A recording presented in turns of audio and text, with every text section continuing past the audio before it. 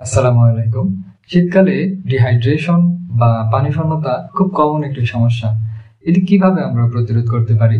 4টি পরামর্শ মেনে চললে খুব সহজেই আমরা ডিহাইড্রেশন প্রতিরোধ করতে পারি।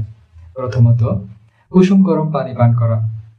যেমন ধরুন, গরম চা, স্যুপ জাতীয় খাবার বেশি পরিমাণে খেতে পারি।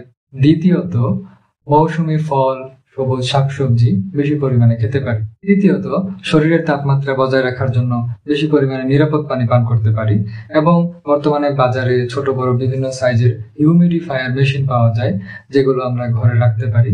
এটি আমাদের ঘরের টেম্পারেচার নিয়ন্ত্রণ করে এবং আর্দ্রতা বজায় রাখে। চতুর্থত, খুবই গুরুত্বপূর্ণ, ক্যাফেইন জাতীয় খাবার এড়িয়ে চলা।